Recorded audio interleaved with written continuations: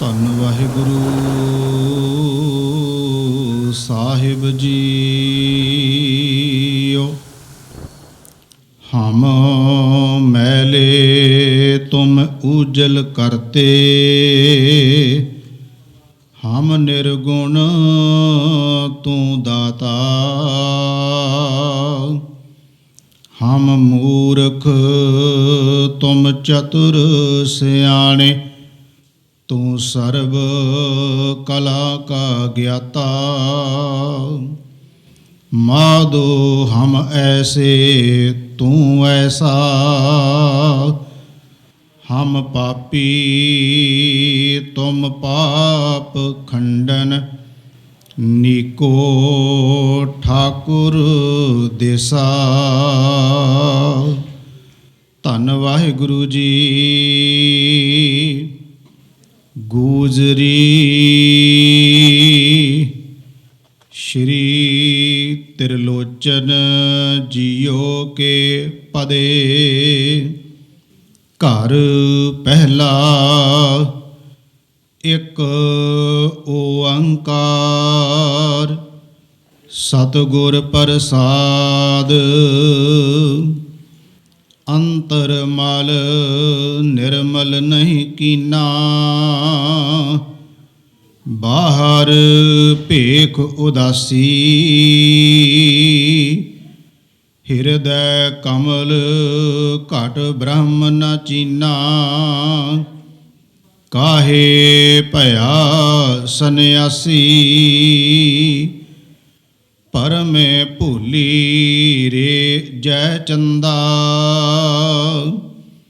ਨਹੀਂ ਨਹੀਂ ਚੀਨਿਆ ਪਰਮਾਨੰਦਾ। ਰਹਾਉ ਘਰ ਘਰ ਖਾਇਆ ਪਿੰਡ ਵਧਾਇਆ,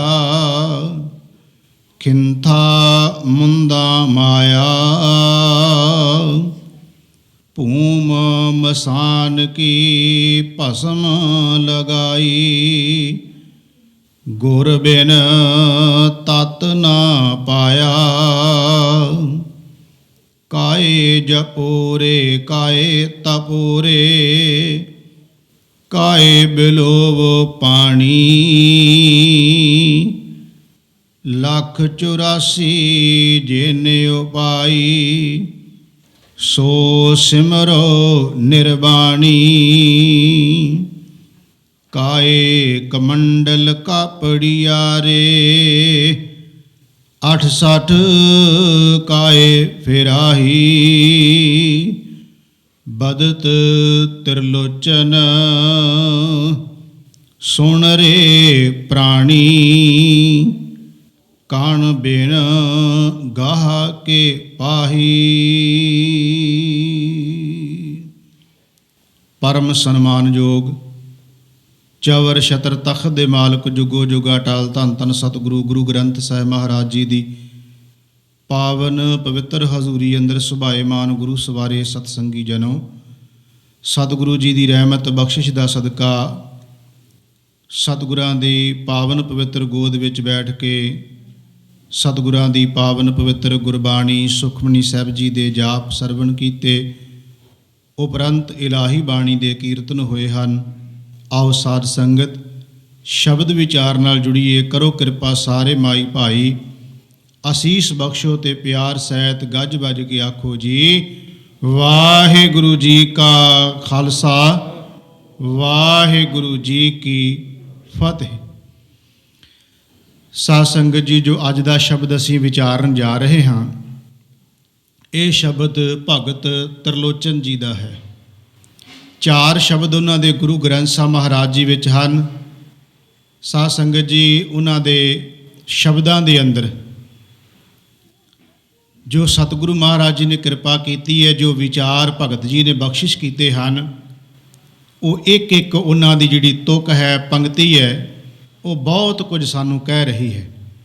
ਉਹਨਾਂ 4 ਸ਼ਬਦਾਂ ਵਿੱਚੋਂ ਆਪਾਂ ਕੇਵਲ ਇੱਕ ਸ਼ਬਦ ਦੀ ਵਿਚਾਰ ਕਰਨੀ, ਕਿਉਂਕਿ ਆਪ ਜੀ ਨੂੰ ਪਤਾ ਹੈ ਹਰੇਕ ਐਤਵਾਰ ਆਪਾਂ ਵੱਖ-ਵੱਖ ਭਗਤ ਸਾਹਿਬਾਨ ਜੋ ਗੁਰੂ ਗ੍ਰੰਥ ਸਾਹਿਬ ਮਹਾਰਾਜ ਜੀ ਵਿੱਚ ਮੌਜੂਦ ਨੇ, 15 ਭਗਤ, ਉਹਨਾਂ 15 ਭਗਤਾਂ ਦੀ ਬਾਣੀ ਵਿੱਚੋਂ ਹਰੇਕ ਐਤਵਾਰ ਨੂੰ ਇੱਕ ਅਲੱਗ ਭਗਤ ਦੇ ਸ਼ਬਦ ਦੀ ਵਿਚਾਰ ਆਪਾਂ ਕਰਦੇ ਹਾਂ ਤੇ ਸਤਿਗੁਰੂ ਕਿਰਪਾ ਕਰਕੇ ਆਪ ਮਤ ਬੁੱਧ ਬਖਸ਼ਿਸ਼ ਕਰਕੇ ਵਿਚਾਰ ਕਰਵਾਉਣ। ਜੋ ਭਗਤ ਤਰਲੋਚਨ ਜੀ ਅੱਜ ਦੇ ਸ਼ਬਦ ਵਿੱਚ ਬਖਸ਼ਿਸ਼ ਕਰਦੇ ਨੇ, ਸ਼ਬਦ ਗੂਜਰੀ ਰਾਗ ਵਿੱਚ ਹੈ ਤੇ ਗੁਰੂ ਗ੍ਰੰਥ ਸਾਹਿਬ ਜੀ ਦੇ ਅੰਗ 525 ਤੋਂ ਸ਼ੁਰੂ ਹੁੰਦਾ ਹੈ ਤੇ 26 ਤੇ ਸ਼ਬਦ ਦੀ ਸਮਾਪਤੀ ਹੁੰਦੀ ਹੈ। ਸ਼ਬਦ ਗੁਰੂ ਅਰਜਨ ਦੇਵ ਮਹਾਰਾਜ ਜੀ ਨੇ ਚਾਰੇ ਦਰਜ ਕੀਤੇ ਹਨ ਤੇ ਸ਼ਬਦ ਦਾ ਜੋ ਸਿਰਲੇਖ ਹੈ ਗੂਜਰੀ ਸ਼੍ਰੀ ਤਿਰਲੋਚਨ ਜੀਓ ਕੇ ਪਦੇ। ਜਿਹੜਾ ਪਦਾ ਸ਼ਬਦ ਹੈ ਨਾ, ਸਾਧ ਸੰਗਤ ਸਿਰਫ ਆਪ ਜੀ ਦੀ ਜਾਣਕਾਰੀ ਲਈ, ਜਿਨ੍ਹਾਂ ਨੂੰ ਨਹੀਂ ਪਤਾ ਗੁਰਬਾਣੀ, ਜਿਹੜੇ ਨਹੀਂ ਪੜ੍ਹਦੇ ਉਹਨਾਂ ਵਾਸਤੇ, ਜਿਹੜੇ ਪੜ੍ਹਦੇ ਉਹਨਾਂ ਨੂੰ ਤੇ ਪਤਾ ਹੈ। ਜਿਹੜਾ ਪਦਾ ਸ਼ਬਦ ਹੈ ਨਾ ਸਾਧ ਸੰਗਤ ਜੀ ਨੂੰ ਅਸੀਂ ਬੰਦ ਵੀ ਕਹਿੰਦੇ ਹਾਂ, ਸੌਖਾ ਸਮਝਣ ਲਈ ਸਾਰਿਆਂ ਨੂੰ ਸਮਝ ਪੈ ਜਾਣੀ ਆ। ਅਸ਼ਟਪਦੀਆਂ, ਅਸ਼ਟ ਦਾ ਮਤਲਬ 8, ਉਸ ਅਸ਼ਟਪਦੀ ਅੰਦਰ 8 ਬੰਦ ਨੇ। ਜਿਹੜੀ ਅਸ਼ਟਪਦੀ ਸ਼ੁਰੂ ਹੋਣੀ ਸ਼ਲੋਕ ਤੋਂ ਬਾਅਦ ਉਹਦੇ 8 ਬੰਦ ਨੇ, ਤਾਂ ਉਹਦਾ ਨਾਮ ਬਣ ਗਿਆ ਅਸ਼ਟਪਦੀ। ਤੇ ਅਗਲਾ ਜਿਹੜਾ ਸ਼ਬਦ ਹੈ ਉਹ ਹੈ ਘਰ ਪਹਿਲਾ। ਇਹ ਘਰ ਪਹਿਲਾ ਜਿਹੜਾ ਹੈ ਇਹ ਰਾਗੀ ਸਿੰਘਾਂ ਨਾਲ ਸੰਬੰਧਿਤ ਹੈ, ਇਹ ਕੀਰਤਨ ਦੇ ਨਾਲ ਸੰਬੰਧਿਤ ਹੈ, ਰਾਗ ਦੇ ਨਾਲ ਸੰਬੰਧਿਤ ਹੈ ਵੀ ਇਸ ਸ਼ਬਦ ਨੂੰ ਕਿਸ ਘਰ ਵਿੱਚ ਗਾਉਣਾ। ਇਹਦਾ ਸੰਬੰਧ ਰਾਗ ਨਾਲ, ਤਾਲ ਨਾਲ, ਕੀਰਤਨ ਵਾਲੇ ਸਿੰਘਾਂ ਦੇ ਨਾਲ ਹੈ। ਅੱਗੇ ਸਤਿਗੁਰੂ ਮਹਾਰਾਜ ਜੀ ਕਿਰਪਾ ਕਰਦੇ ਨੇ, ਇੱਕ ਓੰਕਾਰ ਸਤਿਗੁਰ ਪ੍ਰਸਾਦ। ਪਰਮਾਤਮਾ ਇੱਕ ਹੈ ਤੇ ਸਤਿਗੁਰੂ ਦੀ ਕਿਰਪਾ ਦੇ ਨਾਲ ਉਸ ਦੀ ਸਮਝ ਪੈਂਦੀ ਹੈ। ਭਗਤ ਜੀ ਨੇ ਜੋ ਅੱਜ ਸ਼ਬਦ ਵਿੱਚ ਕਿਰਪਾ ਕੀਤੀ, ਰਹਾਉ ਵਾਲੀਆਂ ਤੁਕਾਂ ਨੇ, ਭਰਮੇ ਭੂਲੀ ਰੇ ਜੈ ਚੰਦਾ, ਨਹੀਂ ਨਹੀਂ ਚੀਨਿਆ ਪਰਮਾਨੰਦਾ। ਭਗਤ ਜੀ ਕਹਿੰਦੇ ਨੇ, ਹੇ ਭਾਈ, ਰੇ ਜੈ ਚੰਦਾ ਦਾ ਮਤਲਬ ਹੋ ਗਿਆ ਹੇ ਭਾਈ, ਹੇ ਲੁਕਾਈ, ਹੇ ਸ੍ਰਿਸ਼ਟੀ, ਹੇ ਸੰਸਾਰ ਦੇ ਲੋਕੋ, ਤੁਸੀਂ ਭਰਮ ਵਿੱਚ ਪੈ ਗਏ ਹੋ, ਭਟਕਣਾ ਵਿੱਚ ਪੈ ਗਏ ਹੋ। ਤੇ ਨਹੀਂ ਨਹੀਂ ਦਾ ਮਤਲਬ ਹੈ ਬਿਲਕੁਲ ਨਹੀਂ। ਜਦੋਂ ਆਪਾਂ ਕਿਸੇ ਨਾਲ ਗੱਲ ਕਰਦੇ ਆਪਾਂ ਕਹਿੰਦੇ ਨਹੀਂ ਨਹੀਂ, 2 ਵਾਰ ਕਈ ਵਾਰ ਆਪਾਂ ਵਰਤਦੇ ਨਾ ਸ਼ਬਦ ਨਹੀਂ ਨਹੀਂ, ਇੱਦਾਂ ਨਹੀਂ ਹੋ ਸਕਦਾ, ਉਹਦਾ ਮਤਲਬ ਬਿਲਕੁਲ ਨਹੀਂ। ਭਗਤ ਜੀ ਕਹਿੰਦੇ ਬਿਲਕੁਲ ਨਹੀਂ, ਤੂੰ ਪਰਮਾਤਮਾ ਵਾਹਿਗੁਰੂ ਪਰਮੇਸ਼ਰ, ਉਸ ਜਿਹੜਾ ਪਰਮ ਆਨੰਦ ਦੀ ਪ੍ਰਾਪਤੀ ਕਰਵਾਉਣ ਵਾਲਾ ਪਰਮਾਤਮਾ, ਪਰਮ ਆਨੰਦ ਜਿਹੜਾ ਤੱਤ ਦੀ ਅਸਲੀਅਤ ਦੀ ਪਰਮਾਤਮਾ ਸਾਂਝ ਪਵਾਉਣ ਵਾਲਾ ਹੈ, ਜਿੱਥੇ ਜਾ ਕੇ ਪਰਮ ਆਨੰਦ ਦੀ ਪ੍ਰਾਪਤੀ ਹੈ, ਤੂੰ ਉਸ ਪਰਮਾਤਮਾ ਨੂੰ ਨਹੀਂ ਚੀਨਿਆ, ਨਹੀਂ ਯਾਦ ਕੀਤਾ, ਨਹੀਂ ਉਹਦਾ ਆਨੰਦ ਮਾਣਿਆ ਤੇ ਤੂੰ ਪੈ ਗਿਆ ਭਰਮ ਵਿੱਚ, ਤੂੰ ਪੈ ਗਿਆ ਭਟਕਣਾ ਵਿੱਚ। ਹੁਣ ਇਸ ਤੁਕ ਦੇ ਅਰਥ ਕੀ ਹੋਣਗੇ? ਜਦੋਂ ਇਹਨੂੰ ਖੋਲਾਂਗੇ ਤੇ ਜਿਹੜੇ ਬਾਕੀ ਦੇ ਬੰਦ ਨੇ ਉਹ ਇਹਦੀ ਵਿਆਖਿਆ ਕਰਨਗੇ। ਆਪਾਂ ਕਈ ਵਾਰਾਂ ਵਿਚਾਰ ਕੀਤੀ, ਰਹਾਉ ਵਾਲੀ ਤੁਕ ਵਿੱਚ ਸ਼ਬਦ ਦਾ ਕੇਂਦਰੀ ਭਾਵ ਹੁੰਦਾ, ਬਾਕੀ ਸਾਰਾ ਸ਼ਬਦ ਉਹਦੀ ਵਿਆਖਿਆ ਕਰਦਾ ਹੈ। ਹੁਣ ਕਿਹੜੇ ਭਰਮ ਵਿੱਚ ਪੈ ਗਈ ਲੁਕਾਈ, ਕਿਹੜੇ ਭਰਮ ਵਿੱਚ ਭੁੱਲ ਗਏ ਲੋਕ, ਕਿਉਂ ਨਹੀਂ ਪਰਮ ਆਨੰਦ ਦੀ ਪ੍ਰਾਪਤੀ ਹੋਈ? ਭਗਤ ਜੀ ਕਹਿੰਦੇ ਉਹਦਾ ਕਾਰਨ ਫਿਰ ਦੱਸਿਆ ਗਿਆ ਬਾਕੀ ਬੰਦਾਂ ਦੇ ਅੰਦਰ। ਕਹਿਣ ਲੱਗੇ, ਮਨੁੱਖ ਨੇ ਅੰਦਰ ਦੀ ਜਿਹੜੀ ਮਲੀਨਤਾ ਸੀ ਨਾ, ਮਲ ਅੰਦਰ ਦੀ ਬਣੀ ਹੋਈ, ਉਹਨੂੰ ਧੋਣ ਦਾ ਯਤਨ ਨਹੀਂ ਕੀਤਾ। ਜੇ ਕੀਤਾ ਤੇ ਉਹਦੇ ਵਾਸਤੇ ਕਰਮਕਾਂਡ ਅਪਣਾ ਲਏ ਉਹਨਾਂ ਦਾ ਜਿਹੜਾ ਬੰਦ। ਕਿਉਂਕਿ ਅਸੀਂ ਅੱਜ ਉਸ ਇੱਕ ਇੱਕ ਬੰਦ ਦੀ ਵਿਚਾਰ ਸਮੇਂ 'ਚ ਰਹਿ ਕੇ ਕਰਨੀ ਹੈ ਤਾਂ ਕਿ ਪਤਾ ਲੱਗ ਜਾਏ ਵੀ ਭਗਤ ਜੀ ਕਹਿਣਾ ਕੀ ਚਾਹੁੰਦੇ ਆ।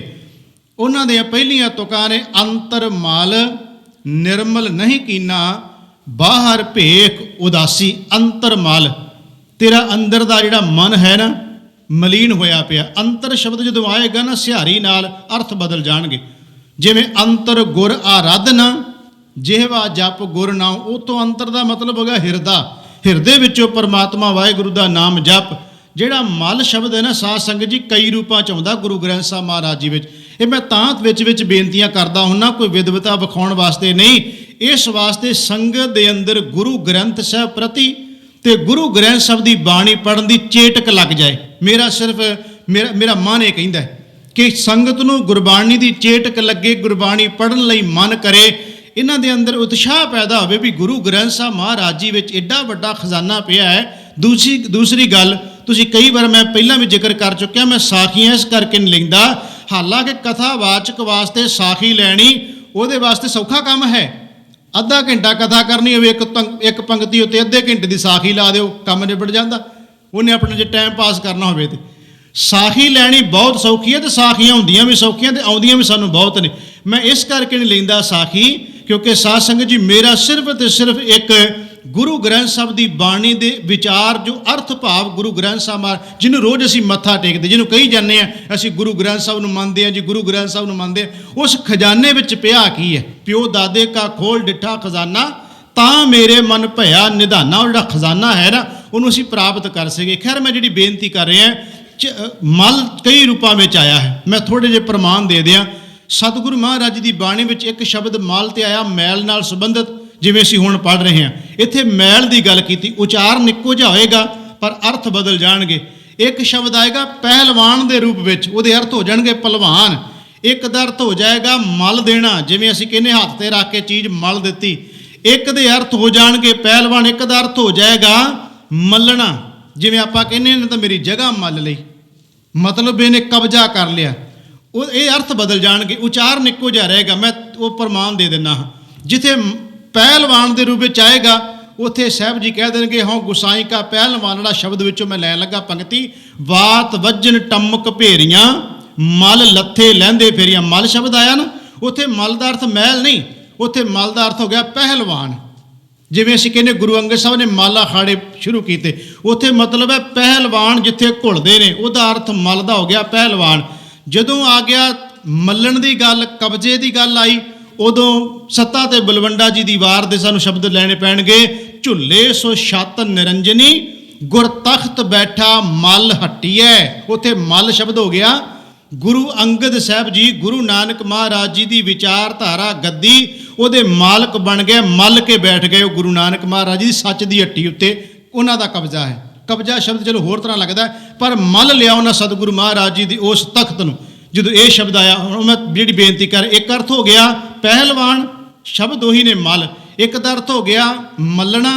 ਤੀਸਰਾ ਕੀ ਹੈ? ਇੱਕ ਦਾ ਅਰਥ ਸਾਧ ਸੰਗਤ ਜੀ ਇਹ ਬਣ ਜਾਏਗਾ ਕਿ ਜਿਵੇਂ ਭੱਟ ਸਾਹਿਬਾਨ ਕਹਿੰਦੇ ਨੇ ਗੁਰੂ ਰਾਮਦਾਸ ਮਹਾਰਾਜ ਜੀ ਦੇ ਸੰਬੰਧ ਵਿੱਚ, ਮੋਹ ਮਲ, ਉੱਥੇ ਵੀ ਸ਼ਬਦ ਮਲ ਹੀ ਹੈ, ਪਰ ਉਹਦਾ ਅਰਥ ਮਹਿਲ ਨਹੀਂ, ਉਹਦਾ ਅਰਥ ਪਹਿਲਵਾਨ ਨਹੀਂ, ਉਹਦਾ ਅਰਥ ਮਲਣਾ ਨਹੀਂ।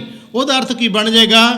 ਭੱਟ ਸਾਹਿਬਾਨ ਕਹਿੰਦੇ ਨੇ ਕਿ ਮੋਹ ਮਲ ਬੇਵਸ ਕੀਓ। ਉੱਥੇ ਅਰਥ ਹੋ ਗਿਆ ਗੁਰੂ ਰਾਮਦਾਸ ਜੀ ਨੇ ਮੋਹ ਨੂੰ ਮਲ ਦਿੱਤਾ, ਮਲ ਦਲ ਦਿੱਤਾ। ਮੈਂ ਤਾਂ ਬੇਨਤੀ ਕਰ ਰਿਹਾ ਕਿਉਂਕਿ ਕਈ ਵਾਰ ਸਾਡੇ ਮਨਾਂ 'ਚ ਹੁੰਦਾ ਕਿ ਭਾਈ ਸਾਹਿਬ ਜੀ ਆ ਇੱਕ ਤੁਕ ਦੇ ਅਰਥ ਦੱਸਿਓ ਜੇ, ਤਾਂ ਉਹਨਾਂ ਨੂੰ ਫਿਰ ਪੁੱਛਣਾ ਪੈਂਦਾ ਜੀ ਇੱਕ ਤੁਕ ਦੇ ਅਰਥ ਨਹੀਂ, ਪੂਰਾ ਸ਼ਬਦ ਲੈਣਾ ਪੈਣਾ ਵੀ ਉਹ ਤੁਕ ਕਿਹੜੇ ਸੰਦਰਭ ਵਿੱਚ ਜਿਹੜੀ ਹੈ ਉਹਦੇ ਅਰਥ ਕਰੇਗੀ। ਖੈਰ ਆਓ ਅਸੀਂ ਸ਼ਬਦ ਵਿਚਾਰ ਨਾਲ ਜੁੜ ਰਹੇ ਹਾਂ। ਸਤਿਗੁਰੂ ਦੀ ਬਾਣੀ ਭਗਤ ਤਰਲੋਚਨ ਜੀ ਕਹਿੰਦੇ ਨੇ ਕਿ ਅੰਤਰ ਮਲ ਨਿਰਮਲ ਨਹੀਂ ਕੀਨਾ, ਬਾਹਰ ਭੇਖ ਉਦਾਸੀ। ਤੂੰ ਬਾਹਰੋਂ ਤਾਂ ਭੇਖ ਬਣਾ ਲਿਆ ਉਦਾਸੀਆਂ ਵਾਲਾ, ਤੂੰ ਕੱਪੜੇ ਪਾ ਲਏ ਗੇਰੂ ਰੰਗ ਦੇ, ਪਰ ਅੰਦਰ ਦਾ ਜਿਹੜਾ ਮਨ ਹੈ ਉਹ ਮੈਲਾ ਹੈ, ਉਸ ਨੂੰ ਤੂੰ ਧੋਣ ਦਾ ਯਤਨ ਨਹੀਂ ਕੀਤਾ। ਅੰਤਰ ਮਲ ਨਿਰਮਲ ਨਹੀਂ ਕੀਨਾ, ਬਾਹਰ ਭੇਖ ਉਦਾਸੀ। ਹਿਰਦੈ ਕਮਲ ਘਟ ਬ੍ਰਹਮ ਨਾ ਚੀਨਾ, ਕਾਹੇ ਭਇਆ ਸੰਨਿਆਸੀ। ਤੂੰ ਸੰਨਿਆਸ ਦਾ ਧਾਰਨ ਕਰ ਲਿਆ, ਸੰਨਿਆਸੀ ਤਾਂ ਬਣ ਗਿਆ, ਪਰ ਹਿਰਦੇ ਦਾ ਕੌਲ ਫੁੱਲ ਜਿਹੜਾ ਹੈ, ਹਿਰਦਾ ਰੂਪੀ ਕੌਲ ਫੁੱਲ, ਉਧਰ ਤੇ ਦਾ ਧਿਆਨ ਹੀ ਨਹੀਂ ਗਿਆ। ਗੁਰਬਾਣੀ ਦੀ ਸਾਰੀ ਗੱਲ ਅੰਦਰ ਦੀ ਖੇਡ ਹੈ। ਗੁਰਬਾਣੀ ਬਾਰ-ਬਾਰ ਅੰਦਰ ਨੂੰ ਢੂੰਡਣ ਦੀ ਗੱਲ ਕਰਦੀ ਹੈ, ਅੰਦਰ ਖੋਜਣ ਦੀ ਗੱਲ ਕਰਦੀ ਹੈ, ਮਨ ਨਾਲ ਵਿਚਾਰ ਕਰਨ ਦੀ ਗੱਲ ਕਰਦੀ ਹੈ।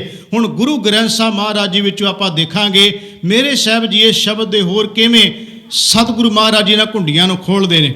ਸਤਿਗੁਰੂ ਮਹਾਰਾਜ ਜੀ ਦੀ ਬਾਣੀ ਦੇ ਬਚਨ ਨੇ, ਮੇਰੇ ਸਾਹਿਬ ਕਹਿੰਦੇ ਜੋਗੀ ਮੈਨੂੰ ਇਹ ਦੱਸ ਤੂੰ ਘਰ-ਬਾਰ ਛੱਡ ਦਿੱਤਾ, ਮੜੀਆਂ ਮਸਾਣਾ ਤੇ ਚਲਿਆ ਗਿਆ, ਸੰਨਿਆਸ ਧਾਰਨ ਕਰੀ ਫਿਰਦੇ, ਮਨੋ ਕੰਨਾਂ 'ਚ ਮੁੰਦਰਾ ਪਾਈ ਫਿਰਦੇ ਹੈ। ਸਤਿਗੁਰੂ ਮਹਾਰਾਜ ਜੀ ਕਹਿੰਦੇ ਇੱਦਾਂ ਰੱਬ ਦੀ ਪ੍ਰਾਪਤੀ ਨਹੀਂ। ਬਚਨ ਹੈ ਸਤਿਗੁਰੂ ਗਰੀਬ ਨਿਵਾਜ ਪਾਤਸ਼ਾਹ ਕਹਿੰਦੇ ਜੋਗ ਨਾ ਖਿੰਥਾ ਜੋਗ ਨਾ ਡੰਡਾ, ਜੋਗ ਨਾ ਭਸਮ ਚੜਾਈਐ, ਜੋਗ ਨਾ ਮੁੰਦੀ ਮੂੰਡ ਮੰਡਾਇਆ, ਜੋਗ ਨਾ ਸਿੰਘੀ ਵਾਈਐ, ਅੰਜਨ ਮਾਹੇ ਨਿਰੰਜਨ ਰਹੀਏ, ਜੋਗ ਜੁਗਤ ਇਵ ਪਾਈਏ। ਰਹਾਉ ਵਾਲੀਆਂ ਤੁਕਾਂ ਨੇ ਗੱਲੀ ਜੋਗ ਨਾ ਹੋਈ, ਏਕ ਦ੍ਰਿਸ਼ਟ ਕਰ ਸਮਸਰ ਜਾਣੈ, ਜੋਗੀ ਕਹੀਐ ਸੋਈ। ਜੋਗ ਨ ਬਾਹਰ ਮੜੀ ਮਸਾਣੀ, ਜੋਗ ਨ ਤਾੜੀ ਲਾਈਐ, ਜੋਗ ਨ ਦੇਸ ਦਸੰਤਰ ਭਵਿਐ, ਜੋਗ ਨ ਤੀਰਥ ਨਹਾਈਐ, ਅੰਜਨ ਮਾਹੇ ਨਿਰੰਜਨ ਰਹੀਏ, ਜੋਗ ਜੁਗਤ ਇਵ ਪਾਈਏ। ਇਹਦੇ ਅਰਥ ਇਹ ਹੋ ਗਏ, ਸਤਿਗੁਰੂ ਮਹਾਰਾਜ ਜੀ ਕਹਿੰਦੇ ਨੇ ਹੇ ਜੋਗੀ ਤੂੰ ਖਿੰਥਾ ਗੋਦੜੀ ਪਾ ਲਈ, ਕੰਨਾਂ ਵਿੱਚ ਮੁੰਦਰਾਂ ਪਾ ਲਈਆਂ। ਸਤਿਗੁਰੂ ਮਹਾਰਾਜ ਜੀ ਕਹਿੰਦੇ ਦੱਸ ਲਾਭ ਇਹਦਾ ਕੀ ਹੋਇਆ? ਸਰੀਰ ਉੱਤੇ ਭਸਮ ਵੀ ਲਾ ਲਈ ਹੈ। ਇਹ ਸਾਰਾ ਕੁਝ ਲਾਉਣ ਤੋਂ ਬਾਅਦ ਅੰਦਰ ਦਾ ਜਿਹੜਾ ਪ੍ਰਭੂ ਪਰਮਾਤਮਾ ਨਾਲ ਸਾਂਝ ਤਾਂ ਤੇਰੀ ਬਣੀ ਨਹੀਂ। ਅਸਲ ਵਿੱਚ ਜੋਗੀ ਉਹ ਹੈ ਅੰਜਨ ਮਾਹੇ। ਅੰਜਨ ਦਾ ਮਤਲਬ ਹੋ ਗਿਆ ਸੁਰਮਾ, ਇਹਦੇ ਅਰਥ ਹੋ ਗਏ ਕਾਲਖ, ਭਾਵ ਅਰਥ ਬਣ ਗਿਆ ਮਾਇਆ। ਸਤਿਗੁਰੂ ਕਹਿੰਦੇ ਜੋਗੀ ਉਹ ਹੈ ਜਿਹੜਾ ਮਾਇਆ ਵਿੱਚ ਰਹਿੰਦਿਆਂ ਹੋਇਆਂ, ਸਮਾਜ 'ਚ ਰਹਿੰਦਿਆਂ, ਪਰਿਵਾਰ 'ਚ ਰਹਿੰਦਿਆਂ ਹੋਇਆਂ, ਗ੍ਰਸਥ ਵਿੱਚ ਰਹਿੰਦਿਆਂ ਹੋਇਆਂ ਨਿਰਲੇਪ ਐਵੇਂ ਰਵੇ ਜਿਵੇਂ ਕਮਲ ਦਾ ਫੁੱਲ ਪਾਣੀ ਵਿੱਚ ਰਹਿੰਦਾ, ਜਿਵੇਂ ਕਮਲ ਦਾ ਫੁੱਲ ਚਿੱਕੜ ਵਿੱਚ ਰਹਿੰਦਾ ਹੈ, ਵੇਖੋ ਸਿੱਖ ਧਰਮ ਦੇ ਅੰਦਰ ਸਤਿਗੁਰੂ ਨੇ ਬੜਾ ਮਾਰਗ ਜਿਹੜਾ ਨਾ ਸਾਧ ਸੰਗਤ ਜੀ ਵਿਲੱਖਣ ਮਾਰਗ ਹੈ। ਵਿਲੱਖਣ ਮੈਂ ਤਾਂ ਕਿਹਾ, ਸਿੱਖ ਧਰਮ ਦੇ ਅੰਦਰ ਕੋਈ ਘਰ-ਬਾਰ ਤਿਆਗਣ ਦੀ ਗੱਲ ਨਹੀਂ, ਕੋਈ ਭੇਖ ਬਣਾਉਣ ਦੀ ਗੱਲ ਨਹੀਂ, ਕੋਈ ਜਟਾਂ ਵਧਾਉਣ ਦੀ ਗੱਲ ਨਹੀਂ, ਕੰਨਾਂ 'ਚ ਮੁੰਦਰਾਂ ਪਾਉਣ ਦੀ ਗੱਲ ਨਹੀਂ, ਪਿੰਡੇ ਦੇ ਸਵਾਹਾਂ ਮਲਣ ਦੀ ਗੱਲ ਨਹੀਂ। ਇੱਥੇ ਬਹੁਤ ਸੌਖਾ ਮਾਰਗ ਹੈ। ਪ੍ਰਭੂ ਪਰਮਾਤਮਾ ਵਾਹਿਗੁਰੂ ਦੇ ਨਾਮ ਨਾਲ ਜੁੜ ਤੇ ਤੂੰ ਜਿਹੜਾ ਮਰਜ਼ੀ ਤੇਰਾ ਲਿਬਾਸ ਹੋਵੇ, ਜਿਹੜਾ ਮਰਜ਼ੀ ਤੇਰਾ ਕਾਰੋਬਾਰ ਹੋਵੇ, ਜੋ ਤੂੰ ਮਰਜ਼ੀ ਆਪਣਾ ਕੰਮ ਧੰਦਾ ਕਰੇ, ਕੋਈ ਫਰਕ ਨਹੀਂ ਪੈਂਦਾ, ਬਸ ਤੈਨੂੰ ਪਰਮਾਤਮਾ ਯਾਦ ਰਹਿਣਾ ਚਾਹੀਦਾ ਹੈ। ਸਤਿਗੁਰੂ ਗਰੀਬ ਨਿਵਾਸ ਸੱਚੇ ਪਾਤਸ਼ਾਹ ਮਹਾਰਾਜ ਗੁਰੂ ਨਾਨਕ ਦੇਵ ਜੀ ਕਹਿੰਦੇ ਨੇ, ਹੇ ਜੋਗੀ 10 ਲਾਭ ਕੀ ਹੈ, ਇਹ ਕੁਝ ਤੂੰ ਕਰ ਦਿੱਤਾ ਹੈ। ਸਤਿਗੁਰੂ ਮਹਾਰਾਜ ਜੀ ਦੇ ਬਾਣੀ ਦੇ ਹੋਰ ਵੀ ਬੜੇ ਬਚਨ ਨੇ। ਮੇਰੇ ਗਰੀਬ ਨਿਵਾਸ ਪਾਤਸ਼ਾਹ ਕਹਿੰਦੇ, ਮਨ ਮੈਂ ਕ੍ਰੋਧ ਮਹ ਅਹੰਕਾਰਾ। ਆਪਾਂ ਇਸ ਪੰਕਤੀ ਦੇ ਅਰਥ ਕਰ ਰਹੇ ਹਾਂ ਕਿ ਅੰਤਰ ਮਲ ਨਿਰਮਲ ਨਿਕੀਨਾ, ਬਾਹਰ ਭੇਖ ਉਦਾਸੀ, ਹਿਰਦੇ ਕਮਲ ਘਟ ਬ੍ਰਹਮ ਨ ਚੀਨਾ, ਕਾਏ ਭਇਆ ਸੰਨਿਆਸੀ। ਇਹਨਾਂ ਤੁਕਾਂ ਦੀ ਆਪਾਂ ਵਿਆਖਿਆ ਕਰ ਰਹੇ ਹਾਂ ਗੁਰੂ ਕੀ ਬਾਣੀ ਵਿੱਚੋਂ ਸ਼ਬਦ ਲੈ ਕੇ। ਮਨ ਮੈਂ ਕ੍ਰੋਧ ਮਹ ਅਹੰਕਾਰਾ। ਸਤਿਗੁਰੂ ਮਹਾਰਾਜ ਜੀ ਕਹਿੰਦੇ ਨੇ, ਤੂੰ ਕਰਦਾ ਕੀ ਹੈ, ਪੂਜਾ ਕਰੈ ਬਹੁਤ ਵਿਸਥਾਰਾ। ਸਾਹਿਬ ਸੱਚੇ ਪਾਤਸ਼ਾਹ ਮਹਾਰਾਜ ਕਹਿੰਦੇ, ਕਰ ਇਸ਼ਨਾਨ ਤਨ ਚੱਕਰ ਬਣਾਏ, ਅੰਤਰ ਕੀ ਮਲ ਕਬ ਹੀ ਨਾ ਜਾਏ। ਉੱਥੇ ਵੀ ਗੱਲ ਆ ਗਈ ਨਾ, ਅੰਤਰ ਕੀ ਮਲ ਕਬ ਹੀ ਨਾ ਜਾਏ। ਤੇਰੇ ਮਨ ਵਿੱਚ ਕ੍ਰੋਧ ਹੈ, ਅਹੰਕਾਰ ਹੈ, ਇਸ਼ਨਾਨ ਕਰਦਾ, ਸਰੀਰ ਉੱਤੇ ਕਈ ਤਰ੍ਹਾਂ ਦੇ ਚਿੰਨ੍ਹ ਬਣਾਈ ਬੈਠਾ ਹੈ। ਸਤਿਗੁਰੂ ਮਹਾਰਾਜ ਕਹਿੰਦੇ ਨੇ, ਇਸ ਤਰ੍ਹਾਂ ਰੱਬ ਨਹੀਂ ਮਿਲਦਾ। ਇਹ ਜੁਗਤ ਇਤ ਸੰਜਮ ਪ੍ਰਭ ਕਿਨਹੀ ਨਾ ਪਾਇਆ, ਭਗਉਤੀ ਮੁੰਦਰਾ ਮਨ ਮੋਹਿਆ ਮਾਇਆ। ਤੂੰ ਭਗਉਤੀ ਵਿਸ਼ਨੂੰ ਦਾ ਭਗਤ ਵੀ ਬਣਿਆ, ਮੁੰਦਰਾਂ ਵੀ ਪਾਈਆਂ, ਪਰ ਰੱਬ ਨਹੀਂ ਮਿਲਦਾ। ਸਤਿਗੁਰੂ ਮਹਾਰਾਜ ਜੀ ਉਹਦੇ ਵਿੱਚ ਕਿਰਪਾ ਕਰਦੇ, ਸ਼ਬਦ ਬੜਾ ਉਹ ਲੰਮੇਰਾ ਹੈ, ਮੈਂ ਕੁਝ ਵਿੱਚੋਂ ਉਹਦੇ ਵਿੱਚੋਂ ਪੰਕਤੀਆਂ ਲੈ ਰਿਹਾ। ਜਿਹੜਾ ਸ਼ਬਦ ਆਪਾਂ ਲਿਆ ਕਿ ਮਨ ਮੈਂ ਕ੍ਰੋਧ ਕਰੇ ਅਹੰਕਾਰਾ, ਪੂਜਾ ਕਰੇ ਬਹੁਤ ਵਿਸਤਾਰਾ, ਕਰ ਇਸ਼ਨਾਨ ਤਨ ਚੱਕਰ ਬਣਾਏ। ਸਤਿਗੁਰੂ ਗਰੀਬ ਨਿਵਾਸ ਸੱਚੇ ਪਾਤਸ਼ਾਹ ਮਹਾਰਾਜ ਜੀ ਕਹਿੰਦੇ ਨੇ, ਇਸ਼ਨਾਨ ਵੀ ਕਰਦਾ। ਇਹਦਾ ਮਤਲਬ ਇਸ਼ਨਾਨ ਦਾ ਕੋਈ ਬਾਹਰੀ ਤਨ ਦਾ ਇਸ਼ਨਾਨ ਕਰਨ ਦੀ ਇਹ ਗੱਲ ਨਹੀਂ ਵੀ ਇੱਥੇ ਇਸ਼ਨਾਨ ਨਹੀਂ ਕਰਨਾ। ਜਿਹੜੇ ਤੀਰਥਾਂ ਤੇ ਭਰਮ ਦੇ ਭਟਕਣਾ ਵਿੱਚ ਪਏ, ਉਹਨਾਂ ਦਾ ਜ਼ਿਕਰ ਕਰਦੇ ਆ। ਉਹਦੇ ਵਿੱਚ ਸਤਿਗੁਰੂ ਮਹਾਰਾਜ ਜੀ ਕਹਿੰਦੇ ਨੇ, ਪਾਪ ਕਰੈ ਪੰਚਾਂ ਕੇ ਬਸਰੇ, ਤੀਰਥ ਨਾਹੇ ਕਹੇ ਸਭ ਉਤਰੈ, ਬਹੁਰ ਕਮਾਵੈ ਹੋਵੈ ਨਿਸ਼ੰਕ, ਜਮਕਲ ਬਾਦ ਖਰੇ ਕਲੰਕ। ਸਤਿਗੁਰੂ ਮਹਾਰਾਜ ਕਹਿੰਦੇ, ਪੰਜਾਂ ਦੇ ਅਧੀਨ ਰਹਿ ਕੇ ਤੂੰ ਵਿਸ਼ੇ ਵਿਕਾਰ ਪਾਪ ਕਮਾਉਂਦਾ ਹੈ, ਤੀਰਥਾਂ ਤੇ ਨਹਾ ਕੇ ਕਹਿੰਦਾ ਸਾਰੇ ਉਤਰ ਗਏ, ਇਸ ਤੋਂ ਵੱਧ ਹੋਰ ਕਨਮਾਉਣ ਲੱਗ ਪੈਂਦਾ ਵੀ ਚਲੋ ਸਾਲ ਬਾਅਦ ਜਾ ਕੇ ਆਪਾਂ ਇਸ਼ਨਾਨ ਕਰਕੇ ਪਹਿਲੀ ਉਤਾਰ ਲਵਾਂਗੇ। ਉਸੇ ਸ਼ਬਦ ਦੀਆਂ ਕੁਝ ਹੋਰ ਪੰਕਤੀਆਂ ਨੇ। ਪੂੰਅਰ ਤਾਪ, ਕੋਈ ਸ਼ਬਦ ਇਹ ਮਹਿੰਗੇ ਨੇ, ਮੈਂ ਇਹਦੇ ਅਰਥ ਨਾਲ ਕਰੀ ਚੱਲਾਂਗਾ। ਪੂੰਅਰ ਦਾ ਮਤਲਬ ਹੋ ਗਿਆ ਧੂਣੀਆਂ, ਤਾਪ ਦਾ ਮਤਲਬ ਹੋ ਗਿਆ ਤਪਾਈਆਂ। ਪੂੰਅਰ ਤਾਪ ਗੇਰੀ ਕੇ ਬਸਤਰਾ, ਗੇਰੂ ਰੰਗ ਦੇ ਤੂੰ ਬਸਤਰ ਪਾ ਲੈ, ਧੂਣੀਆਂ ਤਪਾ ਕੇ ਬੈਠ ਗਿਆ। ਸਤਿਗੁਰੂ ਦਾ ਬਚਨ ਹੈ, ਪੂੰਅਰ ਤਾਪ ਗੇਰੀ ਕੇ ਬਸਤਰਾ, ਅਪਦਾ ਕਾ ਮਾਰਿਆ ਗ੍ਰਹਿ ਤੇ ਨਸਤਾ। ਹੁਣ ਜੇ ਇਹਦੇ ਅਰਥ ਮੈਂ ਸਾਧ ਸੰਗਤ ਜੋ ਲਿਖੇ ਮੈਂ ਉਹੀ ਕਰਨੇ ਨੇ, ਪਰ ਹੈ ਬੜਾ ਕੌੜਾ ਸੱਚ ਜੇ। ਸਤਿਗੁਰੂ ਮਹਾਰਾਜ ਜੀ ਦੇ ਵਿੱਚ ਪਤਾ ਕੀ ਕਹਿੰਦੇ ਆ? ਕਹਿੰਦੇ ਗੇਰੂ ਰੰਗ ਦੇ ਤੂੰ ਕੱਪੜੇ ਪਾ ਲੈ, ਧੂਣੀਆਂ ਤਪਾ ਕੇ ਬਹਿ ਗਿਆ, ਚਾਹ ਨਾਲ ਨਹੀਂ, ਕਹਿੰਦੇ ਬਿਪਤਾ ਦਾ ਮਾਰਿਆ ਗਿਆ ਤੂੰ ਘਰੋਂ। ਇਹਦੇ ਅਰਥ ਇਹ ਨੇ, ਆਪਦਾ ਦਾ ਮਤਲਬ ਬਿਪਤਾ, ਇਹਦਾ ਮਤਲਬ ਪਤਾ ਨਹੀਂ ਕਿਹੜੀ ਬਿਪਤਾ ਦਾ ਮਾਰਿਆ ਘਰੋਂ ਨਿਕਲ ਗਿਆ ਤੇ ਕਹਿੰਦਾ ਮੈਂ ਸਾਧ ਬਣ ਗਿਆ, ਕਹਿੰਦਾ ਮੈਂ ਜੋਗੀ ਬਣ ਗਿਆ, ਮੈਂ ਸੰਨਿਆਸੀ ਬਣ ਗਿਆ। ਬਾਣੀ ਕਹਿ ਰਹੀ ਹੈ, ਆਪਦਾ ਕਾ ਮਾਰਿਆ ਗ੍ਰਹਿ ਤੇ ਨਸਤਾ। ਉਹ ਤੂੰ ਮਾਰਿਆ ਬਿਪਤਾ ਦਾ, ਘਰੋਂ ਭੱਜ ਗਿਆ ਤੇ ਕਹਿੰਦਾ ਮੈਂ ਸਾਧ ਬਣ ਗਿਆ, ਮੈਂ ਬਾਬਾ ਬਣ ਗਿਆ। ਵੇਖੋ ਆਹੀ ਤਾਂ ਬਾਣੀ ਕਹਿੰਦੀ, ਘਰ ਨਹੀਂ ਛੱਡ ਕੇ ਜਾਣਾ। ਬਾਣੀ ਕਹਿੰਦੀ ਕਿਉਂ ਛੱਡਦੇ ਹੋ ਘਰ ਬਾਹਰ? ਅੰਜਨ ਮਾਹੇ ਨਿਰੰਜਨ ਤਾਂ ਇਹਦੇ ਵਿੱਚ ਰਹਿ ਕੇ ਪਾਇਆ ਜਾ ਸਕਦਾ ਹੈ। ਤੋ ਮੇਰੇ ਸਾਹਿਬ ਕਹਿੰਦੇ, ਆਪਦਾ ਕਾ ਮਾਰਿਆ ਗ੍ਰਹਿ ਤੇ ਨਸਤਾ, ਦੇਸ਼ ਛੋੜ ਪਰਦੇਸੇ ਧਾਇਆ। ਇੱਕ ਜਗ੍ਹਾ ਛੱਡ ਕੇ ਦੂਜੀ ਤੇ ਚਲਿਆ ਗਿਆ, ਪਰ ਨਾਲ ਜਿਹੜੇ ਲੈ ਗਿਆ ਉਹ ਤਾਂ ਅੰਦਰ ਹੀ ਤੇਰੇ ਜਿਹੜੇ ਕੰਮ ਕਰਨ ਵਾਲੇ, ਤੈਨੂੰ ਵਿਕਾਰਾਂ 'ਚ ਪਾਉਣ ਵਾਲੇ ਜਿਹੜੇ ਔਗਣ ਨੇ, ਨਾਲ ਹੀ ਲਈ ਫਿਰਦਾ ਤੂੰ।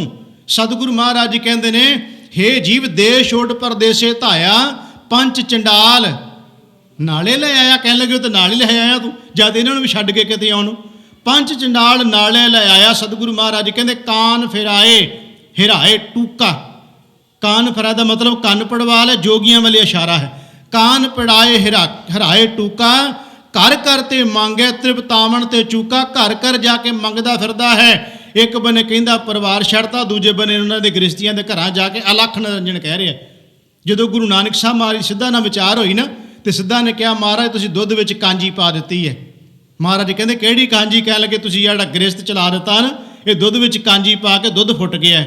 ਉੱਥੇ ਭਾਈ ਗੁਰਦਾਸ ਕਹਿੰਦੇ ਗੁਰੂ ਨਾਨਕ ਸਾਹਿਬ ਨੇ ਕਿਹਾ, ਹੇ ਜੋਗੀ ਮੈਂ ਦੁੱਧ ਵਿੱਚ ਕਾਂਜੀ ਨਹੀਂ ਪਾਈ, ਅਸਲ ਵਿੱਚ ਤੇਰੀ ਮਾਂ ਹੀ ਕੁਚੱਜੀ ਹੈ। ਉੱਥੇ ਮਾਂ ਦਾ ਅਰਥ ਜਿਹਨੇ ਜਨਮ ਦਿੱਤਾ ਉਹ ਨਹੀਂ ਹੈ, ਉਹਦੇ ਵੱਲੇ ਇਸ਼ਾਰਾ ਨਹੀਂ, ਉਹਨੂੰ ਥੋੜਾ ਗੁਰੂ ਮਹਾਰਾਜ ਜੀ ਨੇ ਕਹਿਣਾ ਬੁਰਾ। ਮਾਂ ਦਾ ਮਤਲਬ ਹੋ ਗਿਆ ਮੱਤ, ਤੇਰੀ ਮੱਤ ਕੁਚੱਜੀ ਹੈ ਜੋਗੀ, ਜਿਹਨੂੰ ਸਮਝ ਨਹੀਂ ਆਈ, ਤੂੰ ਸਾਰਾ ਕੁਝ ਛੱਡ ਕੇ ਘਰ-ਬਾਰ ਤੁਰਿਆ ਫਿਰਦਾ, ਮੈਂ ਤਾਂ ਪਰਿਵਾਰ 'ਚ ਰਹਿ ਕੇ ਨਿਰੰਕਾਰ ਪਰਮਾਤਮਾ ਵਾਹਿਗੁਰੂ ਨਾਲ ਜੁੜਿਆ। ਸਾਹਿਬ ਜੀ ਕਹਿੰਦੇ ਨੇ ਜੋਗੀ ਤੇਰੀ ਮਾਂ ਕੁਚੱਜੀ ਆਈ, ਤੇਰੀ ਮੱਤ ਭੈੜੀ ਹੈ, ਪੁੱਠੀ ਹੈ, ਜਿਹਦਾ ਕਰਕੇ ਤੂੰ ਇਸ ਬੰਨੇ ਤੁਰ ਪਿਆ। ਜੇ ਤੇਰੀ ਮੱਤ ਅਕਲ ਟਿਕਾਣੇ ਹੁੰਦੀ, ਤੂੰ ਪਰਿਵਾਰ ਵਿੱਚ ਰਹਿ ਕੇ, ਗ੍ਰਸਥ ਵਿੱਚ ਰਹਿ ਕੇ ਪਰਮਾਤਮਾ ਨੂੰ ਪਾਉਣੋਂ। ਖੈਰ ਮੈਂ ਜਿਹੜੀ ਬੇਨਤੀ ਕਰ ਰਿਹਾ, ਸਾਹਿਬ ਜੀ ਕਹਿੰਦੇ ਨੇ ਕਿ ਹੇ ਜੋਗੀ ਤੂੰ ਕਰ ਕੀ ਰਿਹਾ ਹੈ, ਪੂੰਅਰ ਤਾਪ ਗੇਰੀ ਕੇ ਬਸਤਰਾ, ਅਪਦਾ ਕਾ ਮਾਰਿਆ ਗ੍ਰੇਸ ਤੇ ਨਸਤਾ, ਦੇਸ਼ ਛੋੜ ਪਰਦੇਸੇ ਧਾਇਆ, ਪੰਚ ਚੰਡਾਲ ਨਾਲੇ ਲੈ ਆਇਆ। ਸਾਹਿਬ ਜੀ ਕਹਿੰਦੇ ਕਾਨ ਫਿਰਾਏ ਹਿਰਾਏ ਟੂਕਾ, ਕਰ ਕਰ ਤੇ ਮੰਗੇ ਤ੍ਰਿਪਤਾਵਣ ਤੇ ਚੂਕਾ। ਅਗਲਾ ਬਚਨ ਦੇਖਿਓ ਹੁਣ, ਸਾਹਿਬ ਜੀ ਕਹਿੰਦੇ ਨੇ ਬਨਤਾ ਛੱਡ, ਬਨਤਾ ਛਾੜ ਬਾਦ ਨਦਰ ਪਰ ਨਾਰੀ। ਅਰਥ ਇਹਦੇ ਪਤਾ ਕੀ ਨੇ ਸਾਧ ਸੰਗਤ? ਸਾਹਿਬ ਜੀ ਕਹਿੰਦੇ ਤੂੰ ਕਹਿੰਦਾ ਮੈਂ ਗ੍ਰਸਥ ਤਿਆਗ ਦਿੱਤਾ। ਮੈਂ ਤਾਂ ਕਈ ਵਾਰ ਕਹਿੰਦਾ ਹੁੰਦਾ ਗੁਰਮੁਖੋ, ਜਦੋਂ ਬਾਣੀ ਦੀ ਇੱਕ ਇੱਕ ਤੁੰਗ ਪੜ੍ਹੀਏ ਨਾ, ਤੇ ਇਹਨਾਂ ਅੰਦਰ ਨੂੰ ਹਲੂਣਾ ਦਿੰਦੀ ਹੈ। ਇਹਨਾਂ ਬਾਣੀ ਜੀਵਨ ਤੇ ਇਉਂ ਕਹਿ ਲਓ, ਜੇ ਅਸੀਂ ਉਸ ਭਾਵਨਾ ਨਾਲ ਪੜ੍ਹੀਏ ਨਾ, ਤੇ ਸਿੱਧੇ ਸ਼ਬਦਾਂ 'ਚ ਪੰਜਾਬੀ 'ਚ ਕਹਿ ਲਵਾਂ ਕਿ ਬਾਣੀ ਚਪੇੜਾ ਬਹੁਤ ਮਾਰਦੀ ਹੈ, ਪਰ ਜੇ ਸਮਝ ਆ ਜਾਏ ਤਾਂ। ਹੁਣ ਆਹ ਜਿਹੜਾ ਸ਼ਬਦ ਹੈ ਨਾ ਗੁਰੂ ਸਾਹਿਬ ਨੇ ਵਰਤਿਆ, ਕਹਿਣ ਲੱਗੇ ਬਨਤਾ ਛੋੜ। ਬਨਤਾ ਮੈਨੇ ਹੋ ਗਿਆ ਇਸਤਰੀ, ਛੱਡ ਦਿੱਤੀ, ਤੂੰ ਤਿਆਗ ਦਿੱਤੀ। ਜੇ ਇਸਤਰੀ ਤਿਆਗ ਦਿੱਤੀ ਤੇ ਫਿਰ ਇਉਂ ਹੋਣਾ ਚਾਹੀਦਾ ਸੀ ਵੀ ਇਸਤਰੀ ਤਿਆਗੀ ਗਈ ਤੇ ਤੇਰੇ ਅੰਦਰੋਂ ਵਿਕਾਰ ਖਤਮ ਹੋ ਜਾਂਦੇ। ਵੈਸੇ ਤਿਆਗਣ ਦੀ ਗੱਲ ਨਹੀਂ ਕੀਤੀ, ਪਰ ਮੈਂ ਸਿਰਫ ਇਹ ਕਹਿ ਰਿਹਾ, ਜੇ ਸਾਹਿਬ ਜੀ ਕਹਿੰਦੇ ਮੰਨ ਲਓ ਤੂੰ ਇਸਤਰੀ ਤਿਆਗ ਤੇ ਛੱਡ ਦਿੱਤੀ ਵੀ ਮੈਂ ਇਹ ਗ੍ਰਸਥ ਵਿੱਚ ਪੈਣਾ ਨਹੀਂ, ਤੇ ਸਾਹਿਬ ਕਹਿੰਦੇ ਫਿਰ ਠੀਕ ਹੈ, ਫਿਰ ਤੇਰੇ ਅੰਦਰ ਵਾਸ਼ਨਾ ਨਹੀਂ ਸੀ ਕੋਈ ਆਉਣੀ ਚਾਹੀਦੀ, ਤੂੰ ਕੀਤਾ ਕੀ ਹੈ? ਇਹ ਗੱਲ ਸਾਰਿਆਂ ਤੇ ਢੁੱਕ ਰਹੀ। ਆਪਾਂ ਕੇਵਲ ਜੋਗੀ ਦੀ ਤਸਵੀਰ ਨਾ ਮਨ 'ਚ ਬਣਾ ਲਿਓ ਜੇ ਵੀ ਕੰਨਾਂ 'ਚ ਮੁੰਦਰਾਂ ਪਾਈਆਂ ਤੇ ਉਹਨੇ ਜਿਹੜਾ ਗੇਰੂ ਰੰਗ ਦੇ ਕੱਪੜੇ ਪਾਏ, ਭਾਈ ਸਾਹਿਬ ਉੱਧਰ ਹੀ ਇਸ਼ਾਰਾ ਕਰੀ ਜਾਂਦੇ ਆ ਸਾਰਿਆਂ ਤੇ। ਗੁਰੂ ਸਾਹਿਬ ਜੀ ਕਹਿੰਦੇ ਪਰਥਾਏ ਸਾਖੀ ਮਹਾਂਪੁਰਖ ਬੋਲਦੇ ਸਾਂਝੀ, ਸਗਲ ਜਾਣੇ ਸਮੁੱਚੇ ਸੰਸਾਰ, ਸਾਰਿਆਂ ਤੇ ਗੱਲ ਢੁਕਣੀ ਏ। ਸਾਹਿਬ ਕਹਿੰਦੇ ਬਨਤਾ ਛੋੜ, ਤੂੰ ਇਸਤਰੀ ਤਿਆਗ ਦਿੱਤੀ, ਛੱਡ ਦਿੱਤੀ, ਪਰ ਕਰਦਾ ਕੀ ਹੈ? ਬਾਦ ਦਾ ਮਤਲਬ ਪਤਾ ਇੱਥੇ ਕੀ ਹੈ? ਭੈੜੀ ਤੇਰੀ ਨਿਗਾਹ, ਮਾੜੀ ਤੇਰੀ ਨਿਗਾਹ, ਮਾੜੀ ਤੇਰੀ ਸੋਚ, ਉਹ ਨਹੀਂ ਮਟੀ ਮਿਟੀ। ਬਨਤਾ ਛੋੜ ਬਾਦ ਨਦਰ ਪਰ ਨਾਰੀ। ਹੇ ਭਾਈ ਤੂੰ ਕਹਿੰਦਾ ਮੈਂ ਇਸਤਰੀ ਤਿਆਗ ਦਿੱਤੀ, ਤੂੰ ਕਹਿੰਦਾ ਮੈਂ ਘਰ-ਬਾਰ ਛੱਡ ਦਿੱਤਾ ਹੈ। ਕਿਹੜਾ ਘਰ-ਬਾਰ ਤੂੰ ਛੱਡਿਆ ਹੈ? ਮੈਨੂੰ ਖਿਮਾ ਕਰਿਓ ਸਾਧ ਸੰਗਤ, ਤੁਸੀਂ ਸਾਰੇ ਭਲੀ ਪ੍ਰਕਾਰ ਜਾਣਦੇ ਹੋ, ਮੈਂ ਕੋਈ ਬਹੁਤਾ ਮੇਰਾ ਇਹ ਵਿਸ਼ਾ ਵੀ ਨਹੀਂ ਹੁੰਦਾ, ਤੇ ਨਾ ਹੀ ਮੈਂ ਬਹੁਤੀਆਂ ਕੋਈ ਸੋਸ਼ਲ ਮੀਡੀਆ ਦੀਆਂ ਗੱਲਾਂ ਕਰਦਾ ਹੁੰਦਾ, ਪਰ ਇਸ਼ਾਰੇ ਜ਼ਰੂਰ ਮੈਂ ਕਰ ਜਾਂਦਾ ਹੁੰਦਾ ਵਿੱਚ ਵਿੱਚ ਵੀ ਸਾਰਿਆਂ ਕੋਲੇ ਮੋਬਾਈਲ ਨੇ। ਕਿਤੇ ਵੀ ਕੋਈ ਦੁਨੀਆ 'ਚ ਘਟਨਾ ਵਾਪਰਦੀ ਹੈ ਸਭ ਨੂੰ ਪਤਾ ਲੱਗ ਜਾਂਦਾ ਹੈ, ਤਾਂ ਕਰਕੇ ਇੱਥੇ ਕਹਿਣ ਦੀ ਲੋੜ ਕੋਈ ਨਹੀਂ। ਕੋਈ ਘਰ ਕੋਲੇ ਮੋਬਾਈਲ ਹੈ, ਸਭ ਨੂੰ ਪਤਾ ਲੱਗ ਜਾਂਦਾ ਵੀ ਹੋ ਕੀ ਰਿਹਾ। ਜਿਹੜੇ ਲੋਕ ਘਰ-ਬਾਰ ਤਿਆਗ ਕੇ ਛੱਡ ਕੇ ਕੋਈ ਗੁਰੂ ਬਣ ਗਿਆ, ਕੋਈ ਕੁਝ ਬਣ ਗਿਆ, ਕੋਈ ਸਤਿਗੁਰੂ ਬਣ ਗਿਆ, ਕੋਈ ਬ੍ਰਹਮ ਗਿਆਨੀ ਬਣ ਗਿਆ, ਜਿਹੜੇ ਬਣੇ ਘਰ-ਬਾਰ ਛੱਡ ਕੇ ਤਿਆਗ ਕੇ, ਉਹਨਾਂ ਦੇ ਭੋਰਿਆਂ 'ਚ ਕੀ ਹੋ ਰਿਹਾ ਹੈ? ਬਨਤਾ ਛੋੜ ਦੇ ਅਰਥ ਕੀ ਹੈ? ਬਨਤਾ ਛੋੜ ਬਾਦ ਨਦਰ ਪਰ ਨਾਰੀ। ਮੈਂ ਇੱਕੇ ਰਸੇ ਸਾਰਿਆਂ ਨੂੰ ਨਹੀਂ ਬੰਨ ਰਿਹਾ, ਬਹੁ ਗਿਣਤੀ ਦੀ ਗੱਲ ਆ ਮੈਂ ਕਰ ਰਿਹਾ। ਬਹੁ ਗਿਣਤੀ ਇਹੋ ਕੁਝ ਹੋ ਰਿਹਾ ਨਾ ਵੀ ਕੀ ਹੋ ਰਿਹਾ ਉਹਨਾਂ ਜਗ੍ਹਾ ਤੇ, ਕੀ ਕੁਝ ਵਾਪਰ ਰਿਹਾ ਉੱਥੇ ਸਾਰਾ ਕੁਝ। ਸਾਹਿਬ ਜੀ ਕਹਿੰਦੇ ਉਹ ਬੰਦਿਆ ਤੂੰ ਇੱਕ ਬੰਨੇ ਬਾਹਰੋਂ ਧਰਮ ਦਾ ਲਿਬਾਸ ਭੇਖ ਬਣਾ ਲਿਆ, ਲੋਕੀ ਤੈਨੂੰ ਕੁਝ ਸਮਝੀ ਜਾਂਦੇ, ਤੂੰ ਕਰਦਾ ਕੁਝ ਹੈ। ਬਨਤਾ ਛੋੜ ਬਾਦ ਨਦਰ ਪਰ ਨਾਰੀ, ਵੇਸ ਨਾ ਪਾਈਏ ਬਹੁ। ਮਹਾਰਾਜ ਜੀ ਕਹਿੰਦੇ ਨੇ ਮਹਾ ਦੁਖਿਆਰੀ, ਓਏ ਭੇਖ ਬਣਾ ਕੇ ਦੁੱਖ ਤਾਂ ਪਾ ਲੇਗਾ ਪਰ ਸੁੱਖ ਨਹੀਂ ਤੈਨੂੰ ਮਿਲੇਗਾ। ਸਤਿਗੁਰੂ ਗਰੀਬ ਨਿਵਾਸ ਸੱਚੇ ਪਾਤਸ਼ਾਹ ਮਹਾਰਾਜ ਜੀ ਅੱਗੇ ਕਹਿੰਦੇ ਅੰਨ ਤੇ ਰਹਿਤਾ ਦੁੱਖ ਦੇਹੀ ਸਹਿਤਾ, ਹੁਕਮ ਨਾ ਬੂਝੇ ਵਿਆਪਿਆ ਮਮਤਾ। ਤੂੰ ਹੁਕਮ ਦੀ ਗੱਲ ਨਹੀਂ ਬੁੱਝੀ ਤੇ ਤੂੰ ਘਰ-ਬਾਰ ਛੱਡ ਕੇ ਤੁਰ ਪਿਆ ਜੰਗਲਾਂ ਨੂੰ। ਆਪਾਂ ਇਸ ਪੰਕਤੀ ਦੇ ਅਰਥ ਕਰ ਰਹੇ ਹਾਂ ਕਿ ਅੰਤਰ ਮਲ ਨਿਰਮਲ ਨਹੀਂ ਕੀਨਾ, ਬਾਹਰ ਭੇਖ ਉਦਾਸੀ, ਹਿਰਦੇ ਕਮਲ ਘਟ ਬ੍ਰਹਮ ਨਚੀਨਾ, ਕਾਏ ਭਇਆ ਸੰਨਿਆਸੀ। ਭਗਤ ਜੀ ਕਹਿੰਦੇ ਨੇ ਘਰ-ਬਾਰ ਤਿਆਗ ਕੇ ਸੰਨਿਆਸੀ ਹੋ ਕੇ ਜੋਗੀ ਬਣ ਕੇ ਤੁਰਿਆ ਫਿਰਦਾ ਬਾਹਰ, ਪਰ ਅੰਦਰ ਦੀ ਜਿਹੜੀ ਮੈਲ ਉਹਨੂੰ ਤੂੰ ਧੋਣ ਦਾ ਯਤਨ ਨਹੀਂ ਕੀਤਾ। ਹਿਰਦੇ ਰੂਪੀ ਕੌਲ ਫੁੱਲ ਜਿਹੜਾ ਸੀ ਇਹਨੂੰ ਸਮਝਣ ਦੀ ਕੋਸ਼ਿਸ਼ ਕਰ ਦੋ ਤਾਂ ਤੇਰੀ ਭਟਕਣਾ ਨਾ ਹੁੰਦੀ। ਅੱਗੇ ਕਹਿੰਦੇ ਭਰਮੇ ਭੁੱਲੀ ਰੇ ਜੈ ਚੰਦਾ, ਨਹੀਂ ਨਹੀਂ ਚੀਨਿਆ ਪਰਮ ਆਨੰਦਾ। ਤੂੰ ਪਰਮ ਆਨੰਦ ਪਰਮਾਤਮਾ ਵਾਹਿਗੁਰੂ ਨੂੰ ਚੀਨਿਆ ਨਹੀਂ, ਯਾਦ ਨਹੀਂ ਕੀਤਾ, ਉਹਦੇ ਨਾਲ ਜੁੜਿਆ ਨਹੀਂ। ਅਗਲੀਆਂ ਤੁਕਾਂ ਨੇ ਕਾਏ ਜਪੋ ਰੇ, ਅਗਲੀਆਂ ਤੁਕਾਂ ਨੇ ਘਰ ਘਰ ਖਾਇਆ ਪਿੰਡ ਵਧਾਇਆ, ਖਿੰਥਾ ਮੁੰਦਾ ਮਾਇਆ। ਘਰ ਘਰ ਖਾਏ ਦਾ ਮਤਲਬ ਹੋ ਗਿਆ ਤੂੰ ਘਰ-ਬਾਰ ਛੱਡ ਕੇ ਲੋਕਾਂ ਦੇ ਘਰਾਂ 'ਚ ਤੁਰਿਆ ਫਿਰਦਾ, ਤੇ ਘਰ ਘਰ ਜਾਣਾ ਤੇ ਕਮੰਡਲ ਤੇਰੇ ਕੋਲ ਹੁੰਦਾ, ਖੱਪਰ ਤੇਰੇ ਕੋਲ ਹੁੰਦਾ, ਉਹਦੇ ਵਿੱਚ ਤੂੰ ਪਿੱਛਾ ਲੈਣਾ ਮੰਗਦਾ। ਘਰ ਘਰ ਖਾਇਆ, ਖਾ ਖਾ ਕੇ ਪਿੰਡ ਦਾ ਮਤਲਬ ਸਰੀਰ ਇੰਨਾ ਵਧਾ ਲਿਆ, ਇੰਨਾ ਵਧਾ ਲਿਆ, ਤੇਰੇ ਕੋਲ ਤਾਂ ਹੁਣ ਤੁਰਨਾ ਵੀ ਬੜਾ ਔਖਾ ਹੈ। ਜਦੋਂ ਮੈਂ ਸਾਧ ਸੰਗਤ ਗੁਰਬਾਣੀ ਵਿੱਚੋਂ ਸ਼ਬਦ ਵੇਖ ਰਿਹਾ ਸੀ ਨਾ, ਮੇਰੇ ਸਾਹਮਣੇ ਇਹੋ ਜਿਹੇ ਸ਼ਬਦ ਗੁਰੂ ਗ੍ਰੰਥ ਸਾਹਿਬ ਜੀ ਦੀ ਬਾਣੀ ਵਿੱਚੋਂ ਆਏ। ਮੈਂ ਕਿਹਾ ਮਹਾਰਾਜ ਇਹ ਸ਼ਬਦ ਸਿੱਧਾ ਸਪਸ਼ਟ ਸੰਗਤ ਵਿੱਚ ਸੁਣਾ ਦਈਏ, ਤੇ ਜਿਨ੍ਹਾਂ ਬਾਣੀ ਨਹੀਂ ਪੜ੍ਹੀ ਉਹਨਾਂ ਨੂੰ ਲੱਗੇਗਾ ਕਿ ਸ਼ਾਇਦ ਭਾਈ ਸਾਹਿਬ ਨੇ ਇਹ ਸ਼ਬਦ ਹੈਗਾ ਵੀ ਆ ਗੁਰੂ ਗ੍ਰੰਥ ਸਾਹਿਬ 'ਚ ਕਿ ਨਹੀਂ। ਇੱਕ ਬਚਨ ਆਉਂਦਾ ਗੁਰੂ ਗ੍ਰੰਥ ਸਾਹਿਬ ਮਹਾਰਾਜ ਜੀ ਵਿੱਚ, ਧੋਤੀ ਖੋਲ ਵਿਛਾਏ ਹੇਠ ਗਰਦਬ ਵਾਂਗੂ ਲਾਹੇ ਪੇਟ। ਗਰਦਬ ਦਾ ਮਤਲਬ ਹੈਗਾ ਗਧਾ। ਉਹਨੇ ਬਾਣੀ ਦਾ ਬਚਨ ਜੇ। ਸਾਹਿਬ ਜੀ ਕਹਿੰਦੇ ਓਏ ਕਰਦਾ ਤੂੰ ਕੀ ਹੈ, ਜਾ ਕੇ ਲੋਕਾਂ ਦੇ ਘਰਾਂ 'ਚ ਧੋਤੀ ਖੋਲ ਦਾ ਮਤਲਬ ਜਿਹੜੀਆਂ ਉੱਥੇ ਬੈਠ ਕੇ ਜਿਸ ਤਰ੍ਹਾਂ ਆਪਾਂ ਦੇਖਦੇ ਹਾਂ ਪ੍ਰਸ਼ਾਦਾ ਛਕਾਉਣ ਲਈ ਕਹਿੰਦੇ ਚਾਦਰਾਂ ਵਿਛਾ ਦਿਓ ਜੀ, ਉਹ ਕਹਿੰਦੇ ਤੇਰੇ ਕੋਲ ਹੀ ਹੁੰਦੀ ਹੈ, ਇੱਕ ਧੋਤੀ ਤੋਂ ਵੱਧੀ ਦੂਜੀ ਤੋਂ ਕੋਲ ਰੱਖੀ ਹੁੰਦੀ ਹੈ, ਜਦੋਂ ਜਾਣਾ ਕਿਸੇ ਦੇ ਘਰੇ ਤੋਂ ਵਿਛਾ ਲੈਣਾ ਥੱਲੇ। ਫਿਰ ਸਾਹਿਬ ਕਹਿੰਦੇ ਤੂੰ ਕਰਦਾ ਪਤਾ ਕੀ ਹੈ, ਤੂੰ ਕਹਿੰਦਾ ਹੁਣ ਇੱਕੇ ਵਾਰਾ ਰੀਝ ਲਾ ਲਓ, ਤੂੰ ਕਹਿੰਦਾ ਹੁਣ ਪਤਾ ਦੁਬਾਰਾ ਮੁੜ ਕੇ ਮਿਲਣਾ ਕਿ ਨਹੀਂ ਮਿਲਣਾ, ਗਧੇ ਵਾਂਗੂ ਲੱਗਾ ਰਹਿਣਾ ਖਾਣ। ਬਾਣੀ ਕਹਿ ਰਹੀ ਕਹਿਮਾ ਕਰਿਓ ਜੀ, ਗਰਦਬ ਵਾਂਗੂ ਗਧੇ ਵਾਂਗੂ ਫਿਰ ਇੰਨਾ ਪੇਟ ਭਰੀ ਜਾਣਾ ਤੁੰਨ ਕੇ। ਤੇ ਕਈ ਤਾਂ ਸਾਧ ਸੰਗਤ ਜੀ ਉਹ ਕਈਆਂ ਨੇ ਨਾਲ ਕਹਾਣੀਆਂ ਵੀ ਕਈ ਤਰ੍ਹਾਂ ਦੀਆਂ ਬਣਾਈਆਂ ਕਿ ਪੰਡਿਤ ਕਿਸੇ ਦੇ ਘਰੇ ਚਲੇ ਗਿਆ ਤੇ ਕਹਿਣ ਲੱਗੇ, ਉਹ ਜਦੋਂ ਖਾਈ ਗਿਆ ਤੇ ਕਹਿਣ ਲੱਗੇ ਸਾਡੇ ਪਿੰਡ ਦਾ ਤਾਂ ਰਿਵਾਜ ਹੈ ਵੀ ਇੱਥੇ ਛੱਡ ਕੇ ਆਉਂਦੇ, ਆਪ ਇੱਦਾਂ ਦੀ ਗੱਲ ਸੁਣਾਉਂਦੇ ਹੁੰਦੇ ਬ੍ਰਾਹਮਣ ਨੂੰ ਛੱਡ ਕੇ ਆਉਂਦੇ। ਉਹ ਕਹਿੰਦੇ ਤੁਹਾਡੇ ਪਿੰਡ ਦਾ ਇਹ ਰਿਵਾਜ, ਸਾਡੇ ਪਿੰਡ ਦਾ ਇਹ ਰਿਵਾਜ ਹੈ ਵੀ 4 ਜਣੇ ਚੁੱਕ ਕੇ ਲੈ ਕੇ ਜਾਂਦੇ ਘਰੇ, ਉਹ ਛੱਡ ਕੇ ਆਉਂਦੇ, ਆਪਣੇ ਆਪ ਨਹੀਂ ਜਾਇਆ ਜਾਂਦਾ।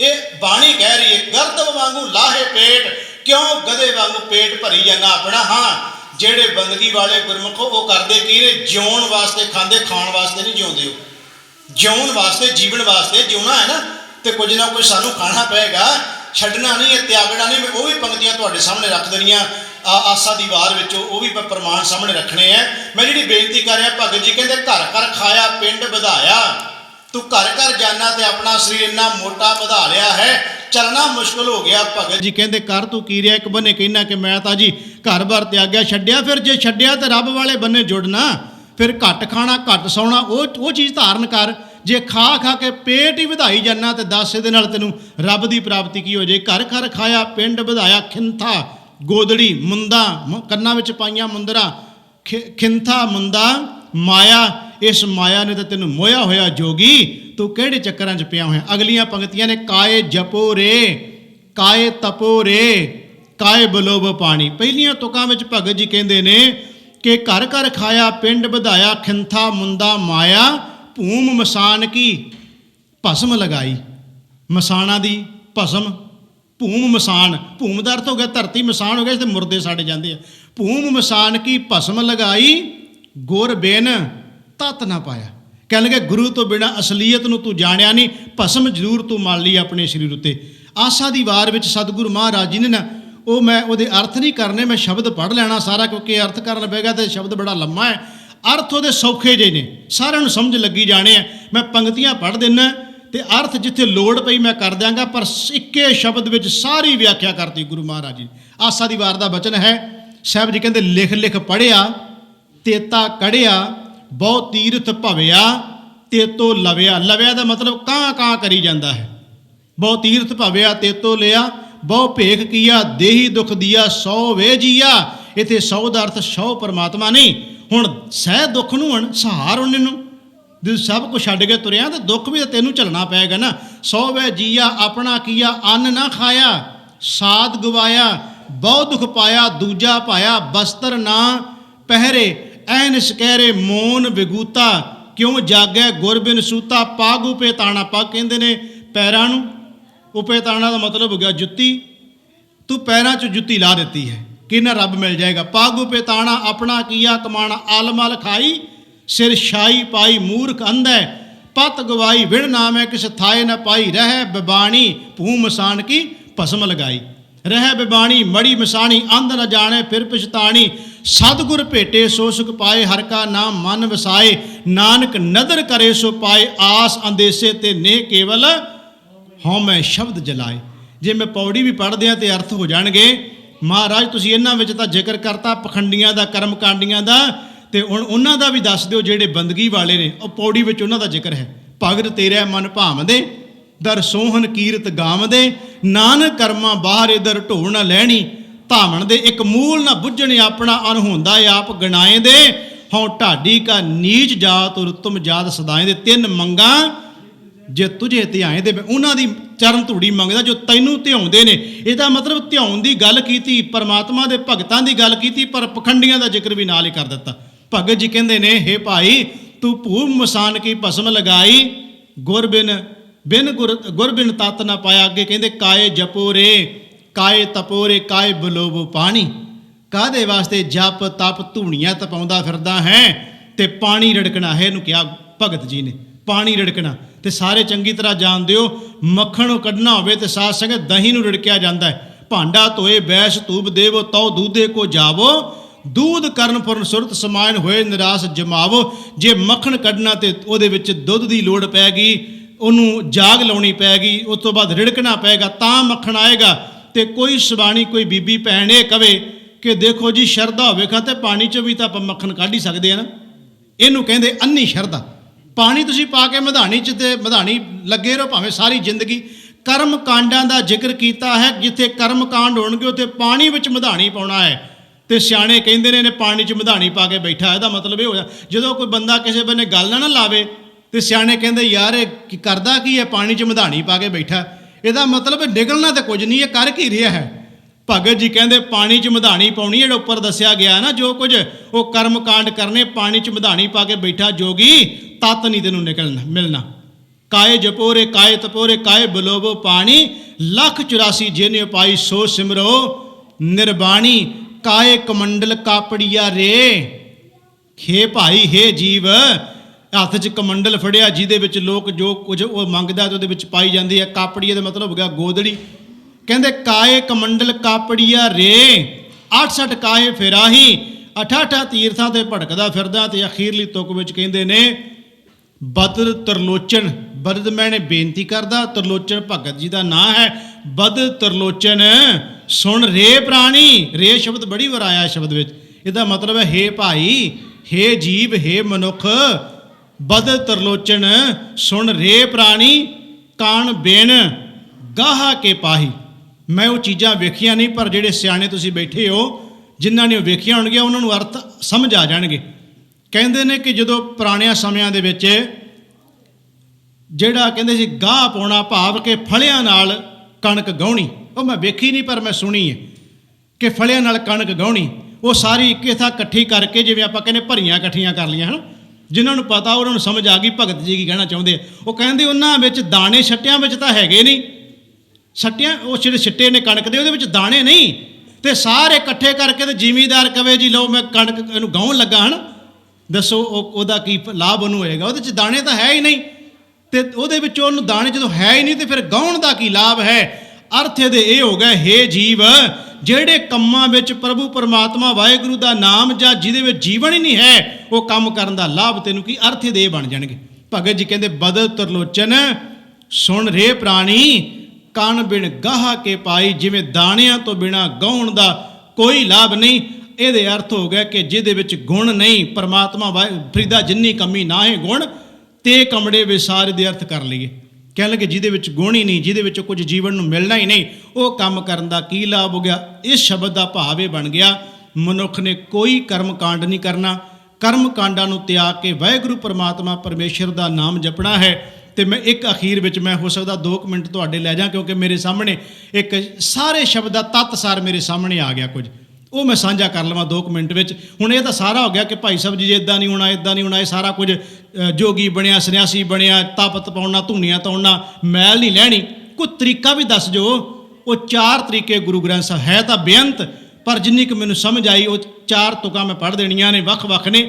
ਸਭ ਕਹਿੰਦੇ ਗੁਣ ਗਾਵਤ ਤੇਰੀ ਉਤਰ ਸਮੈਲ, ਇੱਕ ਤਰੀਕਾ ਹੋ ਗਿਆ ਤੂੰ ਪਰਮਾਤਮਾ ਦੇ ਗੁਣ ਗਾ, ਕੀਰਤਨ ਕਰ। ਇੱਕ ਸ਼ਬਦ ਹੋ ਗਿਆ ਸਤਿਗੁਰੂ ਮਹਾਰਾਜ ਜੀ ਕਹਿੰਦੇ ਨੇ ਕਿ ਮਹਿਮਾ ਸਾਧੂ ਸੰਗ ਕੀ ਸੁਣੋ ਮੇਰੇ ਮੀਤਾ। ਦੂਜਾ ਤਰੀਕਾ ਕੀ ਹੈ? ਮਹਿਮਾ ਸਾਧੂ ਸੰਗ ਕੀ ਸੁਣੋ ਮੇਰੇ ਮੀਤਾ। ਮੈਲ ਖੋਈ, ਇਹਦੇ ਵਿੱਚ ਮੈਲ ਕਹਿੰਦੇ ਚਲੇ ਜਾਏਗੀ। ਮੈਲ ਖੋਈ ਕੁੱਡ ਅਗ ਹਰੇ ਨਿਰਮਲ ਭਏ ਚੀਤਾ, ਤੀਜਾ ਹੋ ਗਿਆ। ਦੂਜਾ ਹੋ ਗਿਆ। ਤੀਸਰਾ ਹੋ ਗਿਆ ਪ੍ਰਭ ਕੈ ਸਿਮਰਨ ਮਨ ਕੀ ਮਲ ਜਾਏ, ਇਹਦੇ ਵਿੱਚ ਹੋ ਗਿਆ ਪ੍ਰਭੂ ਦਾ ਸਿਮਰਨ ਕਰਨ ਨਾਲ ਮਨ ਦੀ ਮੈਲ ਚਲੀ ਗਈ। ਸਤਿਗੁਰੂ ਮਹਾਰਾਜ ਜੀ ਕਹਿੰਦੇ ਨੇ ਗੁਣ ਗਾਵਤ ਤੇਰੀ ਉਤਰਸ ਮੈਲ, ਜਾਂ ਪ੍ਰਭ ਕੈ ਸਿਮਰਨ ਮਨ ਕੀ ਮਲ ਜਾਏ। ਅਖੀਰ ਵਿੱਚ ਸਾਹਿਬ ਜੀ ਕਹਿੰਦੇ ਭਰੀਏ ਮਤ ਪਾਪਾਂ ਕੇ ਸੰਗ ਉਹ ਧੋਪੈ ਨਾ ਮੈਂ ਕੇ ਰੰਗ। ਸਾਰਾ ਤੱਤ ਸਾਰ ਹੋ ਗਿਆ। ਪ੍ਰਭੂ ਪਰਮਾਤਮਾ ਵਾਹਿਗੁਰੂ ਦੇ ਨਾਮ ਨਾਲ ਅੰਦਰ ਦੇ ਹਿਰਦੇ ਕੌਲ ਫੁੱਲ ਨੂੰ ਖਿੜਾਓ ਵਿੱਚ ਲਿਆ, ਉਹਦੇ ਉੱਤੇ ਲੱਗੀ ਹੋਈ ਮੈਲ ਪਰਮਾਤਮਾ ਦੇ ਨਾਮ ਨਾਲ ਧੋ। ਪਖੰਡ ਤੇ ਕਰਮ ਕਾਂਡ ਦਾ ਤਿਆਗ ਕਰੀਏ। ਇਹ ਹੈ ਅੱਜ ਦੇ ਸ਼ਬਦ ਦਾ ਤੱਤ ਸਾਰ। ਗੁਰੂ ਕਿਰਪਾ ਕਰੇ, ਸਤਿਗੁਰੂ ਮਹਾਰਾਜ ਸਾਨੂੰ ਸਭ ਨੂੰ ਸੋਝੀ ਬਖਸ਼ਿਸ਼ ਕਰਨ, ਹੋਈਆਂ ਬੇਅੰਤ ਭੁੱਲਾਂ ਦੀ ਖਿਮਾ ਬਖਸ਼ਿਸ਼ ਕਰਨੀ, ਅੱਗੇ ਤੋਂ ਸਤਿਗੁਰੂ ਸਮਤ ਬਖਸ਼ਿਸ਼ ਕਰਨ। ਕੋਟਾਨ ਕੋਟ ਸ਼ੁਕਰ ਗੁਰੂ ਗ੍ਰੰਥ ਸਾਹਿਬ ਦਾ, ਆਪ ਸਾਰੀਆਂ ਸੰਗਤਾਂ ਦਾ ਬਹੁਤ ਬਹੁਤ ਧੰਨਵਾਦ। ਵਾਹਿਗੁਰੂ ਜੀ ਕਾ ਖਾਲਸਾ, ਵਾਹਿਗੁਰੂ ਜੀ ਕੀ ਫਤਿਹ।